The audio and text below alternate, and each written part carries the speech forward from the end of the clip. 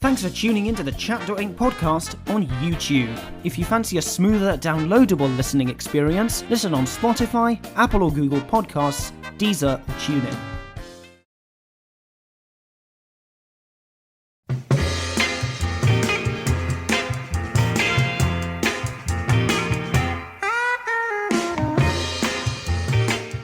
Hey, and welcome to the third episode of the Chat.Inc podcast with me, Chris, and opposite me is, I've forgotten your name. Would you mind introducing yourself? I am Olivia. Yes, this is Olivia, as always. As always. Nothing new. Nothing new for the past 3 episodes, and hopefully that's the way it's going to stay for quite a while. But yeah, essentially, welcome to the Chat.Inc podcast, where we chat about different parts of entertainment news, as well as talk to guests who change people's lives. Now, today we're going to get started with the news. Each of us has brought our own little snippet of news, just like we did last week. Olivia, would you like to start off with your piece of news? Our favourite judge, our favourite host of The X Factor. Oh, God. Simon Cowell. He broke his back a few months ago, and he was quoted to say, like, recently, that it was not that bad. Oh, really? So as it turns out, okay, you know what? First of all, for those of you who don't know, Olivia is probably very happy about that, because for those of you who don't know, putting it lightly, have you ever watched The X Factor? Putting it politely, Simon Cowell isn't exactly Olivia's favourite person in the world. He's just mean. Yeah, so it's the same thing I feel about Craig Revel-Horwood on Strictly, but the thing is, though, he's constructive. Yeah, exactly. There's a difference between constructive criticism and just plain criticism. It's just cruel. Like, these people are standing on stage, and you just see Simon just pull them and break them down, like, piece by piece. He's like dissecting these people. Okay, I feel like this has become less of news, more about Olivia ranting, chewing out Simon Cowell. He's just it's mean.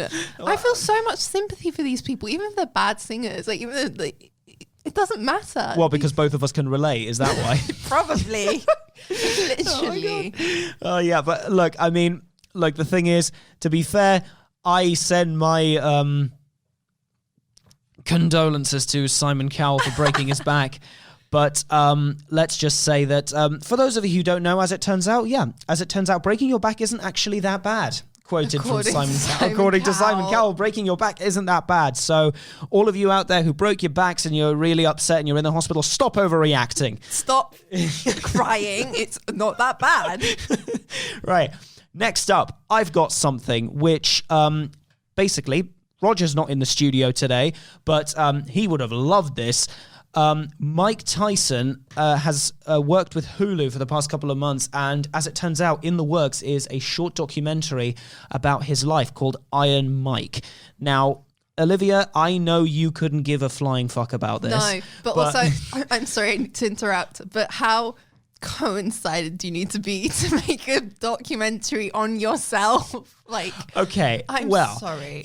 I don't think he's making it on himself. I think Hulu wanted to do it, and they hired him to make sure that they're doing it accurately, just like they did with Bohemian Rhapsody.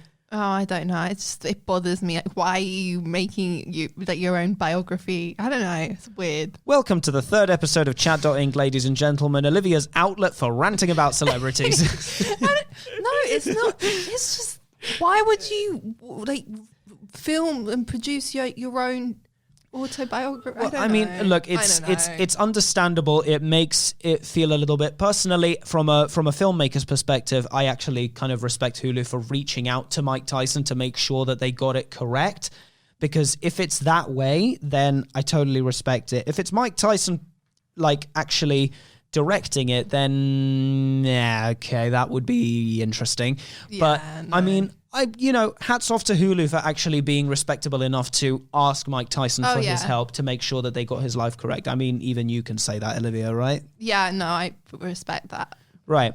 Last but not least, let's go into Cruella. Emma Stone's going to be starring in the film Cruella, which is about Cruella de Vil. And really? Yep. I thought it was about another person called Cruella in the world. Nope, it's about Cruella de Vil from 101 Dalmatians. And it's one of my favourite Disney movies, actually. Same, actually. Comfort film. Very, very small difference between both of us, though. you like the animated version. Oh, yeah. I'm talking about the animated version. I actually prefer the live action version. I've watched all of them. I love the animated version. It's a classic Disney film. And Lady and the Tramp, 101 Dalmatians. Lady and the Tramp, that's, you can't replace that. No matter how hard you try with live action, you can't replace that. There's just Disney movies that are just they're comforting. Meant to not be. It's just like, I felt the same thing, recently. I think it was something like 2018 or like 2016 to 2018. Like Disney went on an absolute rampage, taking all of their animated films and making live action versions. Lion King, Jungle Book, all of these ones. Can I just say that I didn't like the Mulan live action? Did you not? No. Do you know something? My aunt Nanny, she actually went to see it with she went to see it and she actually kind of liked it. Weird. I don't know. It didn't sit well with me. It didn't. Look, I mean, personally, when I watched the Jungle Book, the original Disney animated one is one of my all-time favorite Disney movies because it's just part of my childhood. I used to watch it with my grandpa. Yeah. No, yeah, the Jungle Books. But I mean, when I watched the live action version, it was kind of disappointing, really. Because I think the thing with me liking 101 Dalmatians, the live action version, so much, I think it might be something to do with I watched it first.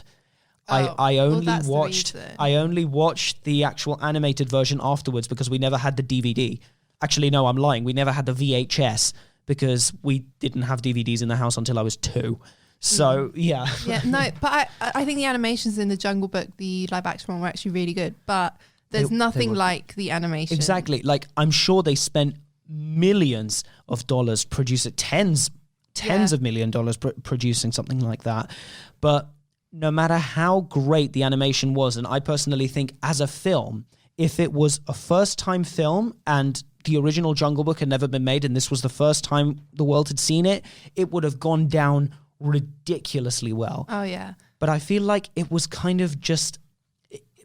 I don't know. There isn't the nostalgia that the animation one has. It's not the same. You could describe it, I guess, as the bad kind of the seconds, just the sloppy seconds of the. It's just. I wouldn't say it's the sloppy seconds. It's just not on the equivalent. Exactly. It's not on the same level. It's a great film, but it's just not on the same level as the animation. Yeah. This is just. That's also how I feel about Mulan. Yeah. And also, I think it just wasn't. That great. I really hope they don't make a live action version of The Emperor's New Groove because that's one of my favorites. Oh my god!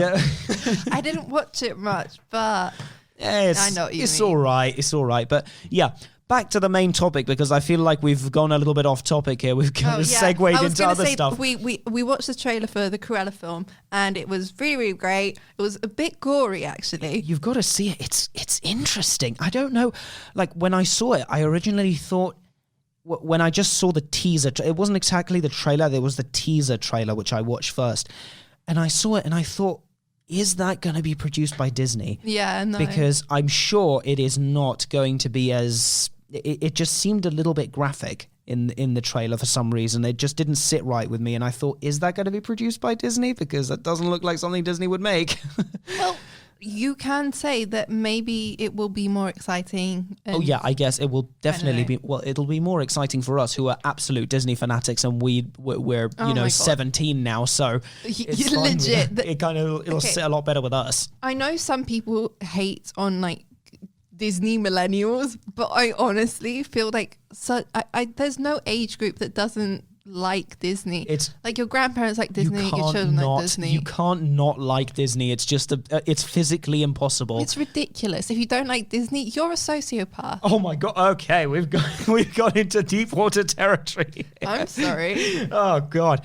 But yeah, I mean, like the Cruella film, it seems super, super interesting, and I really cannot wait to see what it's about. Yeah. Welcome back to our interview segment of our show.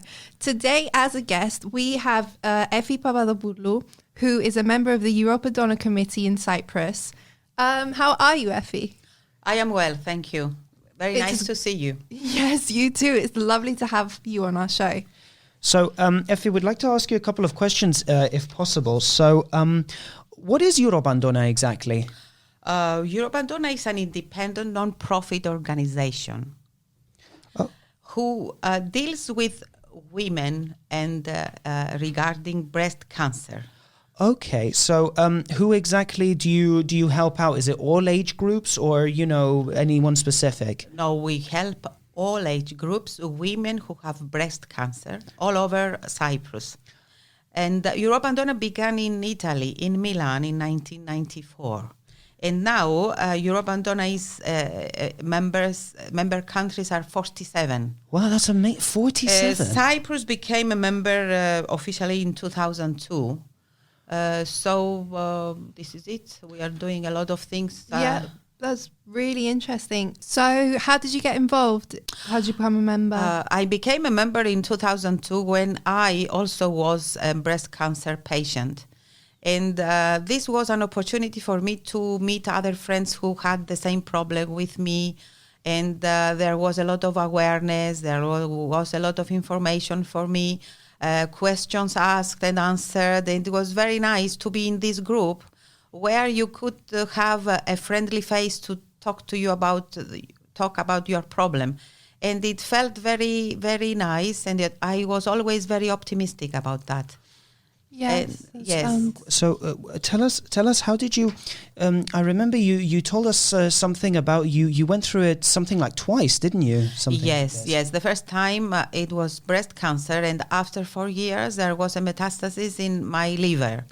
So both cases were difficult, but I could pass it very nicely because my family was near with me, and my friends, and Eurobandona helped a lot. With information about the doctors, the cure, who to see, and so now I'm very healthy and very happy. How has your life been ever since you were done with it? How has your life been? Have you had a better quality of life? Yes, my life is very good. I have a very nice life, and now I am helping other girls through Eurobandona. So this is the cause is this. They help you and you help others. So now all girls who have a problem, they call me, and if I don't know how to answer, I ask Eurobandona staff. We have there a psychologist who helps people with psychological problems. We have a physiotherapist who helps with the lymphedema problems. We have people who can tell us which doctors to see and everything. So if I don't know anything, I have a query, I can ask the Eurobandona Association, and through them I can help other people, which is very good. This is amazing. Amazing. Yes. Do you have anything you would like to say to anyone listening and going through cancer?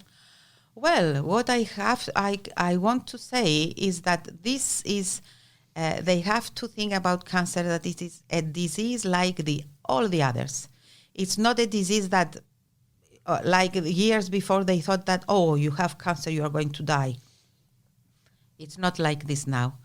There are a lot of treatments and a lot of people around you to help you. So all those who pass through cancer, they have to be optimistic. They have to see life with a smile, and they have to be patient because all these procedures they go through, the surgery, the therapies, the radiotherapy, and the chemotherapies, they are all gone, and then your life is like before or better than before.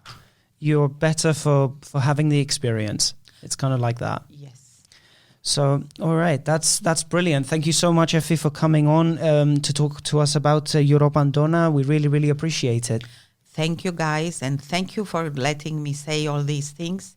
And what you are doing is brilliant. Bravo. Thank you very much. Thank you very much, Ms. Effie. Bye. Thank you for listening to this episode of the Chat.Inc podcast with me and Chris. Sorry we don't have a music segment for this episode. We will hopefully be back with it soon. And thanks for listening.